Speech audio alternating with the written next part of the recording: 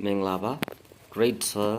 English Grammar ကနေပြီးတော့မှပြန်လည်ကြိုဆိုပါရစေ။အဲ့တော့ဒီနေ့မှာတော့ဆရာတို့ကဒီ 3C Grammar မှာပါတယ်ဒီ participle phrase အကြောင်းလေးကိုတော့ပြောပါမယ်။အဲ့တော့ဒီသူရဲ့ဒီတိထားမဲ့အချက်ကလေးတွေပေါ့နော်။အဲ့တော့ရှေ့မှာလည်းဆရာတို့ပြောခဲ့ပါတယ်။သူ့မှာပုံစံ၃မျိုးရှိတယ်။အဲ့တော့ present participle, အဲ့တော့ past participle နောက်တစ်ခုကပါလဲဆိုရင်အဲ့တော့ perfect participle ဆိုပြီးတော့မှအဲ့တော့ပုံစံ၃မျိုးရှိတယ်။အဲ့ဒီမှာမှအဲ့တော့ present participle ဆိုတာဘယ်လိုဟာမျိုးလဲဆိုရင်သူက active သဘောကိုဆောင်တယ်အဲ့တော့ဘယ်နေရာတွေမှာသုံးလဲဆိုရင် result of action တစ်ခုရဲ့ result ကိုပြောချင်တဲ့အခါမှာနောက်တစ်ခုက reason of action တစ်ခုရဲ့ reason ကိုပြောချင်တဲ့အခါမှာနောက်တစ်ခုက action that happen at the same time တစ်ချိန်တည်းမှာဖြစ်တဲ့ action ကိုပြောချင်တဲ့အခါမှာနောက်တစ်ခုကကြတော့ to add information အချက်အလက်တွေကိုပေါင်းထည့်ပြီးတော့မှပြောချင်တဲ့အခါမျိုးမှာသူကိုသုံးတယ်Okay နော်ဒါဆိုလို့ရှိရင် past participle ကိုကြည့်ရအောင်အဲ့တော့သူ့ရဲ့ပုံစံလေးကတော့ passive form ဖြစ်ပါတယ်သူလည်းပဲအဲ့တော့ reason ဒါမှမဟုတ်လို့ရှိရင် information တွေကိုအဲ့တော့ပေါင်းထည့်ခြင်းတဲ့အခါမှာသုံးတယ်ဒါပေမဲ့နောက်ဆုံးတစ်ခုဖြစ်တဲ့အဲ့တော့ perfect participle အဲ့တော့သူကတော့ active လည်းဖြစ်လို့ရတယ် passive လည်းဖြစ်လို့ရတယ်နော်အဲ့တော့သူပမာသုံးလဲဆိုတော့ action တစ်ခုဖြစ်တဲ့အခါမှာပထမအရင်ပြီးတဲ့နော်စောပြီးတဲ့ဒီ action ပေါ့နော်အဲ့ဒီမှာဆရာတို့ကဒီကောင်လေးကိုသုံးပါတယ်ဟို action တစ်ခုရှင်းလာမယ်အဲ့တော့အရင်ဖြစ်တဲ့ action ကိုကြည့်မယ်အဲ့ဒီ action မှာအဲ့တော့ active သဘောကိုစောင်းသလား active သဘောကိုစောင်းနေဆိုရင် active ပုံစံကိုသုံးအဲ့တော့ passive သဘောကိုစောင်းရင် passive ပုံစံကိုသုံးပြီးတော့မှဖြည့်ပေးရတဲ့ပုံစံဖြစ်ပါတယ် Okay တော့ဒါဆိုရင်ဆရာတို့ exercise လေးကိုကြည့်အောင်ပါ right exercise မှာပြောတာက rewrite the following နောက်လေးနော်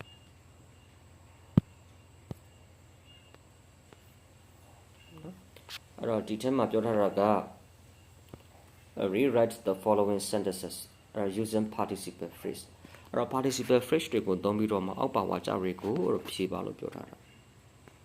ဒါပြင်ဆရာတို့က number 1လေးကြည့်အောင်နော် after she had finished the exam she felt very happy အဲ့တော့ဆောင်းပွဲပြီးသွားတဲ့အခါမှာပေါ့နော်ဆောင်းပွဲပြီးသွားလို့သူမကအရန်ပြောတယ်ဒါပြင်ဆရာတို့ကဒီဝါကျမှာအဲ့တော့action ပဲနှစ်ခုသွားတွေ့တယ်ဆိုရင် action နှစ်ခုသွားပြီးတော့တွေ့ပါတယ်အဲ့တော့ပထမ action ဒီတော့ဆောင်းပွဲဖြည့်တဲ့ action ဖြစ်ပါတယ်နောက်ဒုတိယ action ကကြတော့ပျော်တဲ့ action ပေါ့နော်အဲ့တော့ feel happy ဖြစ်တဲ့ action အဲ့ဒီ action နှစ်ခုမှာပထမဦးဆုံးဆော့ဖြစ်တဲ့ action ဒီပါလဲဆိုရင်အဲ့တော့ဆောင်းပွဲဖြည့်တဲ့နော်ဆောင်းပွဲပြီးတဲ့ action ဖြစ်ပါတယ်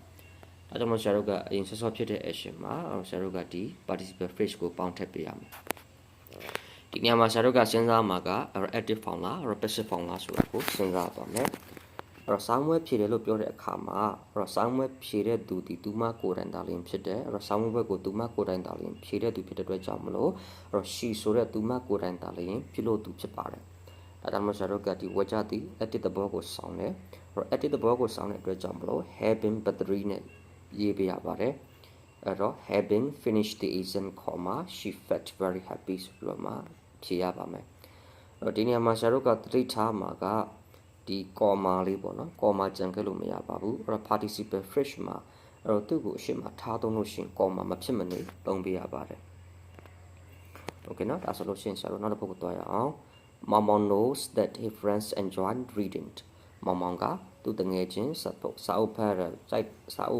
တာတင်တက်တာကိုတည်တယ် He has decided to buy a book သူကနေပြီးတော့မှဆုံးဖြတ်လိုက်တယ်သူမအတွက်စာအုပ်တအုပ်ဝယ်ပေးဖို့ဆုံးဖြတ်လိုက်တယ်ဒါပြင်ဆရာတို့ကသူမအတွက်စာအုပ်တအုပ်ဝယ်ပေးဖို့ဆုံးဖြတ်လိုက်တယ်ဆိုတဲ့နေရာမှာအဲ့တော့ဘာကြောင့်အဲ့တော့ဆုံးဖြတ်လာလဲဟုတ်တယ်မလားအဲ့တော့သူမတငယ်ချင်းစာအုပ်ဖတ်တာကြိုက်တာကိုသိတဲ့အတွက်ကြောင့်မလို့ဒါဆိုရင်ဆရာတို့ကဒီ clause တီးပါလဲဆိုရင် reason ဖြစ်ပါတယ်အဲ့လိုမျိုး reason ကိုပြောချင်တဲ့အခါမှာလည်းပဲဆရာတို့ကဘာကိုသုံးလဲဆိုလို့ရှိရင် present participle ကိုသုံးပါတယ်အဲ့တော့ present participle လို့ပြောတာဖြစ်တဲ့အတွက်ကြောင့်မလို့ဒီ know ဆိုတဲ့ကရိယာလေးကိုဘာပြောင်းပေးရမှာလဲဆိုရင် verb ing ပြောင်းပေးရပါမယ်ဒါဆိုရင်ဘယ်လိုဖြစ်သွားမလဲဆိုတော့ knowing that his friends enjoy readingပြီးတော့မှဒီ he ဆိုတဲ့ pronoun လေးကဘယ်သူ့ကိုပြောတာလဲဆိုလို့ရှိရင်မောင်မောင်ကိုပြောတာဖြစ်တယ်ဒါကြောင့်မို့ဆရာတို့က he နေရာမှာမောင်မောင်ပြန်ထည့်မယ်မောင်မောင် has decided to buy her a book ဆိုပြီးတော့မှအဲ့လိုမျိုးဖြစ်သွားပါမယ်ဒါဆိုရင် number 3လေးကိုကြည့်အောင်နော် number 3မှာပြောတာက after she had been made redundant she started looking for a new job ဆိုပြီးတော့မှပြောထားပါတယ် ဒီနေရာမှာ redundant ဒီ2မျိုး3မျိုးသုံးပါတယ်သူကို adjective အနေနဲ့လည်းသုံးတယ် verb အနေနဲ့လည်းသုံးပါတယ်အဲ့တော့ပေါ်များတယ်ပေါ့နော်ပေါ်များတော့ပေါ့အဲ့လိုမျိုးလည်းသုံးတယ်နောက်တစ်ခုကကျတော့ဒီအလုတ်ကနေပြီးတော့အထောက်ခံရတာမျိုးပေါ့နော်အဲ့လိုမျိုးအတိတ်ပဲ2မျိုး3မျိုးသုံးပါတယ်အဲ့တော့ဒီနေရာမှာဆရာတို့ကဒီ looking for a new job ဆိုတဲ့ဒီစကားလုံးပါတာဖြစ်တဲ့အတွက်ကြောင့်မလို့အလုတ်ထောက်ခံရတယ်လို့ပြောလို့ရှင်ပို့ပြီးတော့မှနှိစက်ပါတယ်အဲ့တော့ after she had been made redundant သူမအလုတ်ထုတ်ခံရပြီးတဲ့နောက်မှာတော့တဲ့ she started looking for a new job အလုတ်တစ်ခုရှာဖို့သူမစတင်ခဲ့ပါတယ်တဲ့ဒါဆိုရင်ဆရာတို့ကဒီဝက်ချက်မှာလည်းပဲ action ဒီဘယ်နှခုသွားတွေ့လဲဆိုရင် action နှစ်ခုသွားပြီးတော့တွေ့ပါတယ်အဲ့တော့ပထမ action ဒီအဲ့တော့ဘာလဲဆိုရင်အလုတ်ထုတ်ခံရတာအဲ့တော့ဒုတိယ action ကကြတော့အလုတ်ကိုရှာဖွေတာအဲ့တော့ပထမဖြစ်တဲ့ကောင်ကအလုတ်ထုတ်ခံရတာပေါ့အလုတ်ထုတ်ခံရပြီးတော့မှသူကအလုတ်အသစ်ကိုရှာမှာဆိုတော့အဲ့တော့ပထမဖြစ်တဲ့ဒီဝတ်ကြမှာဆရာတို့ကအဲ့တော့ဘာပေါင်းထည့်ပြရမလဲဆိုရင်အဲ့တော့ past participle ပေါင်းထည့်ပြရမှာပေါ့နော် sorry မလို့ perfect participle အဲ့တော့ perfect participle မှာသူကပုံစံ2မျိုးရှိတယ်အဲ့တော့ active form ရှိတယ် passive form ရှိတယ် active form ဒီအဲ့တော့ having but 3နဲ့ရေးပြီးတော့မှအဲ့တော့ passive form ဒီ having been but 3နဲ့ရေးရပါတယ်အဲ့တော့ဒီဝတ်ကြမှာဆရာတို့ကဘာဖြစ်လို့ passive form ဖြစ်တယ်လဲဆိုလို့ရှိရင်အဲ့တော့အလုပ်သူမကအလုပ်ထုတ်ခံရတယ်လို့ပြောတာပါသူမကအလုတ်ထုတ်တဲ့သူမဟုတ်ဘူးသူမအလုတ်ထုတ်ခံရတဲ့သူတနည်းအားဖြင့်ပြောရမယ်ဆိုရင်သူမဒီပြုတ်သူမဟုတ်ပဲအပြုတ်ခံရသူဒါလေးဖြစ်တယ်ဒါကြောင့်မို့ဆရာတို့က passive လို့ယူဆလို့ရပါတယ်အဲ့တော့ passive လို့ယူဆလို့ရတဲ့အတွက်ကြောင့်မလို့အဲ့တော့ passive form နဲ့ဖြည့်ပေးရပါတယ် having been made redundant or she's still looking for a new job ဆိုပြီးတော့မှရမှာဖြစ်ပါတယ် okay နော်ဒါဆိုလို့ရှိရင်နောက်တစ်ပုဒ်သွားရအောင်အဲ့တော့နောက်တစ်ပုဒ်မှာI stood in a quiz. I stood in the quiz. I realized that I didn't have any money on me ဆိုပြီးတော့ပြောထားပါတယ်ကျွန်တော်တန်းစီရပါတယ်တဲ့ကျွန်တော်နားလည်လိုက်တယ်ကျွန်တော်မှာပိုက်ဆံမရှိဘူးဆိုတာကိုဒါဆိုရင်ဆရာတို့ကreserve အနေနဲ့ပြောရမယ်ဆိုတာတန်းစီရတာပေါ့နော်ဘာလို့တန်းစီရတယ်လဲဆိုတော့သူ့မှာပတ်စံမရှိဘူးပေါ့နော် reason ပေါ့အဲ့တော့ဒီကကြမှာဆရာတို့ကဒီ reserve နဲ့လည်းဖြေလို့ရတယ် reason နဲ့လည်းဖြေလို့ရတယ်အဲ့တော့ဒီတက်မှာတော့သူကဘာနဲ့ဖြေတာလဲဆိုရင်ဒါ reserve နဲ့ဖြေတာတယ် standing in a quiz အဲ့တော့ကျွန်တော်တန်းစီပြီးတော့တန်းစီရတဲ့အခါမှာတန်းစီလိုက်တဲ့အတွက်ကြောင့်မလို့ I realized that I didn't have any money on me အဲ့တော့ကျွန်တော်မှာပတ်စံမရှိဘူးလို့ကျွန်တော်နားလည်လိုက်တယ်အကယ်၍ဆရာတို့ကဒီ action ပေါ့နော် sorry reserve နဲ့မဖြည့်ခြင်းဘူး reason နဲ့ဖြည့်မယ်ဆိုလည်းရပါတယ်အဲ့တော့ tense ရတယ်ဘာကြောင့် tense ရတာလဲအဲ့တော့ကိုယ်မှာ person မရှိဘူးဆိုတာကိုအဲ့တော့နားလည်လိုက်တဲ့အခါမှာနော်နားလည်လိုက်တဲ့အတွက်ကြောင့်မလို့ tense ရတယ်အဲ့ဒါဆရာတို့က realizing that I didn't have any money to me, I stood in the quiz ဆိုပြီးတော့မှနောက်ပုံစံတစ်မျိုးပေါ့နော် reason ပုံစံနဲ့ပြန်ပြီးတော့မှပြောင်းဖြည့်မယ်ဆိုလဲအဲ့တော့ဖြည့်လို့ရပါတယ်ဒါဆိုရင်အဲ့တော့ file ကိုကြည့်ရအောင် as she was shocked by the such news she didn't know what to do next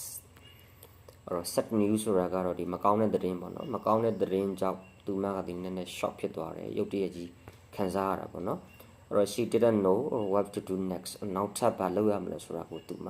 မသိတော့ပါဘူးတဲ့အဲ့တော့ကျွန်တော်ကစဉ်းစားကြည့်ရအောင်ပါအဲ့တော့ shock ဖြစ်တယ်ပေါ့နော်အဲ့တော့ရုတ်တရက်ကြီးလိုမျိုးမကောင်းတဲ့သတင်းကိုကြားလိုက်ပြီဆိုကြတဲ့ကရုတ်တရက်အစိတ်မကောင်းဖြစ်တာမျိုးပေါ့နော်ဖြစ်တတ်တဲ့တဘာဝပေါ့ဒါကြောင့်ဇာတို့ကဒီ action မှာအဲ့တော့ဘယ်လိုယူဆလို့ရလဲဆိုတော့တပြိုင်နက်တည်းဖြစ်တဲ့ action လို့ပြောလို့ရတယ်ဘာလို့လဲဆိုတော့ဒီ shock ရဲ့တဘာဝကိုနိုင်ကချက်ချင်းကြားပြီးတော့ချက်ချင်းထပ်ပြီးတော့ဖြစ်တတ်တဲ့နော်စိတ်မကောင်းဖြစ်တတ်တဲ့သဘောတဘာဝရှိတဲ့အတွက်ကြောင့်မလို့အဲ့တော့ action that happen at the same time ပေါ့နော်တစ်ချိန်တည်းမှာဖြစ်တဲ့ action လို့ယူဆလို့ရတယ်ဟိုတစ်ချိန်တည်းမှာဖြစ်တဲ့ action ဖြစ်တဲ့အတွက်ကြောင့်မလို့အဲ့တော့ဘာကိုသုံးရမလဲဆိုလို့ရှင် present participle ပဲသုံးရမှာပေါ့နော်ဟိုဒီနေရာမှာတချို့ကြတော့လေအဲ့လိုမျိုး past participle နဲ့သုံးတာမျိုးလည်းရှိတယ်အဲ့တော့ဘာလို့အဲ့တော့ past participle နဲ့သုံးတယ်လဲဆိုတော့ကိုကကြားတာမဟုတ်ဘူးဘယ်လိုပြောရမလဲမကောင်းတဲ့သတင်းကြောက်ပေါ့နော်ကိုကနေပြီးတော့မှစိတ်မကောင်းဖြစ်တာအဲ့တော့မကောင်းတဲ့သတင်းဒီအဲ့တော့ကိုကိုစိတ်မကောင်းဖြစ်စေတာပြောမှဆိုရင်ကိုကဒီနေရာမှာအပြုတ်သူမဟုတ်ပဲနဲ့အပြုတ်ခံရတဲ့သူပုံစံမျိုးပေါ့နော်အဲ့လိုပုံစံမျိုးနဲ့ဒီ shock by the set news ဆိုပြီးတော့မှဖြေတာမျိုးလည်းရှိပါတယ်တိုးတော်ညာလည်းပဲအဲ့တော့ပြိုင်တဲ့ထဲမှာဖြစ်တဲ့ action ဖြစ်တဲ့အတွက်ကြောင့်မလို့ဒီ present participle နဲ့ဖြေတာကပို့ပြီးတော့မှ serious မှုရှိပါတယ် ဒါကြောင့်မို့ဆရာတို့က was ကို ing ပြောင်းတဲ့အခါမှာ being shocked by the sudden comma she didn't know what to do next ဆိုပြီးတော့မှအဖြေရမှာဖြစ်ပါတယ်ဒါဆိုရင်ကြော်ကြော်နောက်တစ်ပုဒ်သွားရအောင်နော်ကြော်ကြော် was filled with pride and he walked towards the stage to receive the prize ကြော်ကြော်က filled with pride ဝန်တာမှုတွေပီတိတွေနဲ့ပြည့်နေတယ်ပြီးရင်တက walk ဆိုတာကရှောက်သွားတယ် toward the stage symbol ကို to resist the prize စုကိုလက်ခံရရှိဖို့အတွက်အဲ့တော့ဒီဝကြလေးကိုကြည့်အောင်ပါအဲ့တော့ဒီဝကြလေးမှာဆရာတို့ကကြော်ကစုကိုရရှိဖို့အတွက်symbol ကိုလမ်းလျှောက်သွားတယ်ပေါ့နော်ဒီဒုတိယဝကြလေး main clause လေးပေါ့အဲ့တော့ဘယ်လိုသွားမလဲဆိုတော့ was filled with price ဝန်တာမှုတွေပြည့်နေတဲ့ပုံစံမျိုးပေါ့နော်ဒါကဒီဝကြကပြောမှဆိုရင် reason လည်းမဟုတ်ဘူး result လည်းမဟုတ်ဘူးဘယ်လိုပြောရမလဲဆိုတော့ကြော်စုကိုလက်ခံရယူဖို့ symbol ကိုသွားတယ်အဲ့တော့ဘယ်လိုပုံစံမျိုးနဲ့သွားပါလဲဆိုလို့ရှိရင်အဲ့တော့ favorite pride ပေါ့နော်ဝန်တာစရာတွေပြည့်နေတဲ့ပုံစံမျိုးနဲ့သွားမယ်ဒါပြန်ရှာတော့က to add information ပေါ့နော်အဲ့ information ကိုထပ်ပြီးတော့မှပေါင်းထည့်ခြင်းတဲ့ပုံစံမျိုးနဲ့သုံးထားတဲ့ပုံစံလေးပါတိုးတော့ညာလည်းပဲဒီ to add information ဒီတော့ present participle မှာလည်းပါတယ်လို့ past participle မှာလည်းပါတယ်အဲ့တော့ what ကြောင့်ပြန်ကြည့်တဲ့အခါမှာကြော်ကစုကိုရတယ်အဲ့တော့စုဒီအဲ့တော့ကြော်ရတဲ့စုကိုတရားရောက်ကနေပြီးတော့မှအဲ့တော့ပေးတာဖြစ်တယ်ကြော်ကိုယ်တိုင်ကစုကိုဘယ်လိုပြောရမလဲဆိုတော့အတိမတ်ပြုတ်သူမဟုတ်ဘူးတရားရောက်ကနေပြီးတော့မှသူ့ကိုလာပြီးတော့မှအတိမတ်ပြုတ်ပေးတဲ့ပုံစံမျိုးဖြစ်တဲ့အတွက်ကြောင့်မလို့အဲ့တော့ဒါဒီပါလဲဆိုရင်တော့ passive form ပေါ့နော်အဲ့တော့ passive form ဆိုတော့အဲ့တော့ past participle နဲ့ပဲဖြည့်ရမှာဖြစ်တယ်နော်အဲ့တော့ဘယ်လိုဖြစ်သွားမလဲဆိုရင် battery နဲ့ဆက်မှာပေါ့ fill with pride ဟိနေရာမှာဘာထက်မလဲဆိုရင်ကြော်ပြောတာဖြစ်တဲ့အတွက်ကြောင့်မလို့ကြော်ပြန်ပြီးတော့ထက်မယ်ကြော် walk toward the stage to resist the prize ဆိုပြီးတော့မှရရှိမှာဖြစ်ပါတယ် okay ဒါဆိုရင်နောက်တစ်ခုသွားရအောင် after he had packed his coat he slowly went downstairs တော့သူရဲ့ဒီကိုအင်ဂျီကိုကောက်ယူပြီးတဲ့နောက်မှာတော့အောက်ထပ်ကိုဆင်းသွားတယ်ပေါ့နော်ဒါဆိုရင်ကျွန်တော်တို့ကဒီကိုအင်ဂျီဝစ်တာက action တစ်ခုပြီးတော့မှအဲ့ဒီအင်ဂျီဝစ်ပြီးသွားပြီဆိုတော့မှအောက်ဘက်ကိုဆင်းသွားတာက action တစ်ခုaction နှစ်ခုနဲ့လာတဲ့ပုံစံဖြစ်ပါတယ်အဲ့တော့ဒီ after ဆိုတဲ့ဒီပုံစံလေးကိုကြည့်လိုက်ခြင်းအဖြစ်ဆရာတို့ကဒါမှန်းကြည့်လို့ရတယ်ပေါ့နော် after ဆိုတာပြီးသွားပြီဆိုတဲ့အဓိပ္ပာယ်ပြောတာအဲ့တော့ action နှစ်ခုဒီနှစ်ခု action လာတယ်ပထမဖြစ်တဲ့ action ကပါလဲဆိုရင်ကိုအင်ဂျီဝစ်တဲ့ action အဲ့ဒီ action မှာဆရာတို့ကperfect participle ကိုထည့်ပေးရမယ်အဲ့တော့ perfect participle ကိုထည့်တဲ့အခါမှာလည်းပဲ active form လား passive form လားစဉ်းစားရမယ်အဲ့တော့ဒီနေရာမှာသူကကိုအင်ဂျီကိုကောက်ဥတယ်လို့ပြောတယ်ဒါဆိုလို့ရှိရင်သူကိုယ်တိုင်ဒီပြုလုပ်သူဖြစ်တဲ့အတွက်ကြောင့်မလို့အဲ့တော့ active ပုံစံဖြစ်ပါတယ်အဲ့တော့ active ပုံစံဖြစ်တဲ့အတွက်ကြောင့်မလို့ having battery နဲ့သုံးရမယ်အဲ့တော့ having picked up his coat, he slowly went downstairs ဆိုပြီးတော့မှရမှာဖြစ်ပါတယ်အဲ့တော့ number 8ကိုသွားရအောင်they began fully qualifying doctor after they have finished their training ဆိုပြီးတော့မှသုံးတာပါတယ်။ number 8 example ကလည်းပဲ number 7 example နဲ့တူပါတယ် after they have finished their training training တွေပြီးသွားပြီးတဲ့နောက်မှာ qualifying doctor တွေဖြစ်လာတယ်လို့ပြောတာ။ဒါဆိုရင်ဆရာတို့ကဒီ training လုပ်တာကဒါ first event ပေါ့နော် first action ပေါ့။ပြီးတော့မှဒါ qualifying doctor ဖြစ်တာက second action ။ဒါဆိုရင်ဆရာတို့ကဒီ first action မှာဘာထက်ကမှာလဲဆိုရင်perfect participle ပေါ့နော်။ဒါဆိုရင်ဆရာတို့ကစဉ်းစားကြည့်ရအောင် training လုပ်တယ်သူတို့ကိုယ်တိုင်ကသာလျှင်သူတို့ရဲ့ training ကိုပြုလုပ်သူတွေဖြစ်တဲ့အတွက်ကြောင့်မလို့ edit လို့ယူဆလို့ရပါတယ်ယူဆရမယ်ပေါ့နော် edit ဖြစ်တဲ့အတွက်ကြောင့်မလို့ဆရာတို့က having battery နဲ့ဖြည့်ပေးရမှာမယ်အဲ့တော့ having finished their training they began fully qualified doctor ဆိုပြီးတော့မှရမှာဖြစ်ပါတယ်အဲ့တော့ဒါဆိုရင် number 9ကိုကြည့်ရအောင် when did not understand the lesson အဲ့တော့ lesson တွေကိုနားမလည်တဲ့အခါနော်လမ်းမလဲတဲ့အခါမှာအဲ့တော့ he asked his teacher for help သူကသူ့ရဲ့ဆရာမပေါ့နော်ဆရာမအကူညီဖို့အတွက်နော် sorry အဲ့တော့သူ့ရဲ့ဆရာမကိုကူညီဖို့အတွက်သူကတောင်းဆိုခဲ့တယ်ဒါဆိုရင်အဲ့တော့ဘာဖြစ်လို့တောင်းဆိုတယ်လဲဆိုတော့အဲ့တော့ဆရာမဘာဖြစ်လို့တောင်းဆိုရလဲဆိုလို့ရှိရင် lesson တွေကိုနားမလဲလို့ဒါဆိုရင် lesson တွေကိုနားမလဲတာဒီ reason ဖြစ်ပါတယ်